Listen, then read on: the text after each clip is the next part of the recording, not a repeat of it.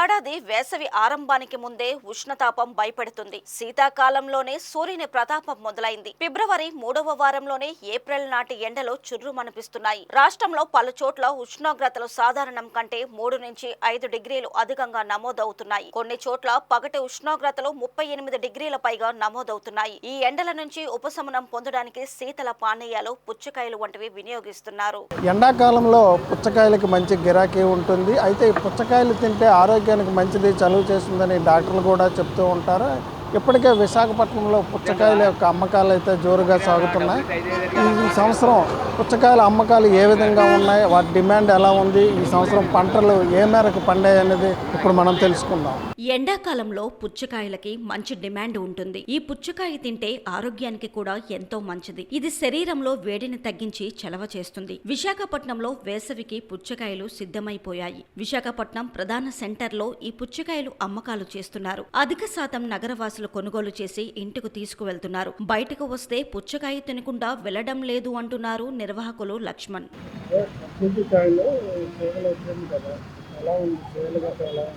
Season కింద సంవత్సరం మీద ఈ సంవత్సరం రేట్ ఎక్కువ ఉంది. రేట్ ఎక్కువ ఉంటే 2 జిల్లాలు ఉన్నాయి. ఈనాడు జిల్లా శ్రీకాకుళం ఉండి పండించారు, బాగా పంట పండించారు. ఈ సంవత్సరం ఎవడ వేయలేదు. నాకు తక్కువ రేటుకి వచ్చి 5 రేటు అమ్మేశాను.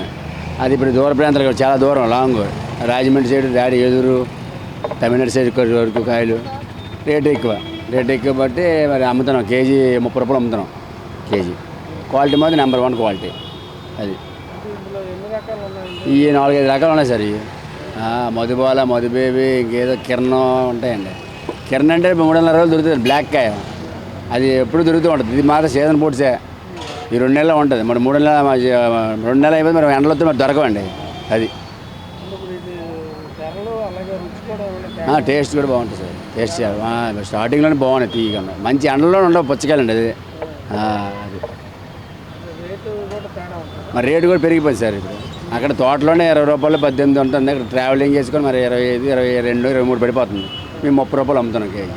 రాత్రి ఇంటికి వెళ్లేటప్పుడు తప్పకుండా పుచ్చకాయలను తీసుకువెళ్తున్నారు. తెలుపు రంగు పుచ్చకాయ అధిక శాతం టేస్టీగా ఉండడంతో మంచి గిరాకీ ఉంది అని తెలిపారు. నగరంలో పలు సెంటర్లలో రోడ్డుకి ఇరువైపులా ఈ పుచ్చకాయల వ్యాపారం జోరుగా సాగుతుంది. ప్రస్తుతం ఈ రకం పుచ్చకాయ 30 రూపాయలు ఉంది అని, మే నెలలో ధరలు పెరిగే అవకాశం ఉందని నిర్వాహకులు చెబుతున్నారు. నా పేరు గోపాలకృష్ణ అండి. ఈ సంరక్షణ నుంచి మన కర్బూజా తినడం వల్ల చాలా హ్యాపీగా ఉంటుందండి. చాలా కూల్గా ఉంటుంది. అందువల్ల ఎప్పుడు కూడా మ్యాక్సిమం అవకాశం ఉన్నంత వరకు కంపల్సరీ డైలీ కూడా సమ్మర్లో తీసుకుంటున్నాను సార్. ఎలా సార్? ఈ ఎండలు బాగా ఎక్కువ ఉన్నాయి కాబట్టి మనకి తినాలని భావన కలుగుతుంది. అందులోకి ఆల్రెడీ ఇంచుమించు 15 డేస్ నుంచి కూడా ఎండలు బాగా రేజ్ అయ్యాయండి. ఇంకా మరి ముందు ఎండలు ఎలా ఉంటాయో తెలియదు. వేసవిలో ఈ పుచ్చకాయ శరీరంలో తేమను నిలిపి ఉంచుతుంది. ఎండాకాలంలో తినడం ఎంతో మేలు అని వైద్యులు సైతం చెబుతున్నారు. వేసవి తాపాన్ని, దాహాన్ని తీర్చేందుకు అద్భుతమైన ఫలం పుచ్చకాయ. విశాఖలో నెత్తిమీద సూర్యుడు బగబగలాడుతూ తన ప్రతాపాన్ని చూపిస్తున్నాడు. మధ్యాహ్నం 1 నిమిషం బయటకు అడుగు పెట్టాలంటే భయంగా ఉన్న పరిస్థితి ఏర్పడింది. ప్రస్తుతం రోజుకు 5,000 నుండి 10,000 రూపాయల వరకు ఆదాయం వస్తుందని నిర్వాహకులు అంటున్నారు. పలు రకాల సైజులలో ఎర్రగా మాగిన పుచ్చకాయలు దారిన వెళ్లే ప్రతి ఒక్కరూ ఇంటికి తీసుకువెళ్తున్నారు. వేసవి కాలం వచ్చిందంటే చాలు 2 నెలలకు ముందే ఈ పుచ్చకాయలు మనకి అందుబాటులో ఉంటాయి. ఎప్పటిలాగే ఇప్పుడు కూడా పుచ్చకాయలు నగరంలో పలు చోట్ల మనకి అందుబాటులో దొరుకుతుండటంతో వేసవి తాపం నుండి తట్టుకోవడానికి ప్రజలు ఎగబడి కొంటున్నారు. టేస్టీగా ఎక్కడ ఉంటే అక్కడ వ్యాపారులు ఈ పుచ్చకాయలని ఇతర రాష్ట్రాల నుండి కూడా దిగుమతి చేసుకుని నగర వాసులకు అందుబాటులో ఉంచుతున్నారు. మరీ ముఖ్యంగా ఈ పుచ్చకాయలు నగర ప్రాంతాలలో అధికంగా అమ్ముడుపోతుండడం విశేషం. నా పేరు ప్రసాద్ అండి.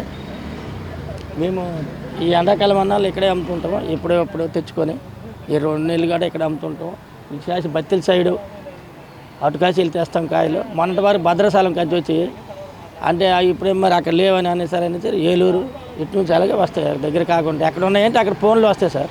ఫోన్లు వస్తే ఫోన్ల ద్వారా వెళ్తాం, వెళ్ళి తెచ్చుకుంటాం.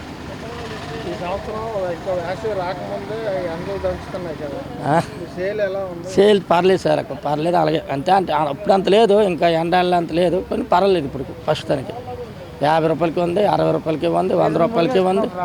అన్ని రేట్లకి ఉన్నాయి కాయలు లేవని లేదు, అన్ని రేట్లకి ఉన్నాయి. అది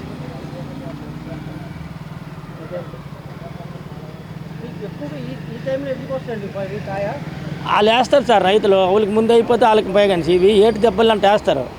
మళ్ళీ ఈ టైం ఆగిపోతే మళ్ళీ ఎండల్లో రాకపోతే ఇవి వర్షం వచ్చింది అనుకుని కొట్టుకుపోతాయి. అవి మేరేస్తాయి కదండి దెబ్బలు, ఆ దెబ్బల్లోనే పండిస్తారు.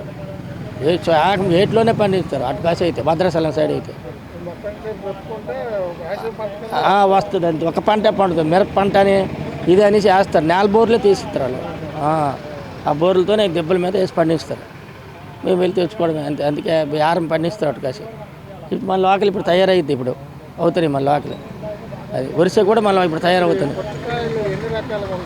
ఉన్నాయండి, 5 రకాలు ఉన్నాయండి. ఇదొక రకం అండి, ఇదొక రకమండి, ఇదొక రకమండి. ఇలా కొండలాగా వస్తాయండి, బిందు కొండలాగా, అది ఒక రకమండి. 5 రకాలు ఉన్నాయండి. ఇప్పుడు ఈ రకాలు అంటున్నారు కదా, వాటిలో రుచి కూడా తేడా ఉంటుందా? రుచి కూడా తేడా అంటే ఆ నలుపులోనే ఇప్పుడు జనాలకి ఎక్కువ మోజండి. నలుపు అంటేనే మోజుగా కొంటారు. ఇదంటే అంతగా కొనట్లేదు. ఇవి ఒకప్పుడు ఇది మోజు ఉండేది, ఇప్పుడు మరి వీటికి లేదు అంతగా. వాటికి ఉన్నది ఎక్కువ. రుచి తేడా ఉంటుందండి, ఇట్లా రుచి తేడా ఉంటుంది. ఇది సప్పదనం ఉంటుంది, ఇది తీపి ఉంటుంది. అది రేటు ఒకటే రేటు ఉంటుంది. 12 రూపాయలు, 10 రూపాయలు, 11 రూపాయలు రేటుని పెట్టి, పంటను పెట్టి రేటుని పెట్టి ఉంటుంది సార్. తేడా ఉంటుంది. అయితే ఒకటి ఇప్పుడు 4 రైతులు వేసారు అనుకోండి, రూపాయి సవకు వస్తుంది. 4 వేయలేదు అనుకోండి, 2 3 4 వేసారు అనుకోండి, ఒక ఊరికి కొద్దిగా పీరింగ్ వెళ్తాయి. అలాగే అన్నమాట. అది అంతే, ఇదే తేడా.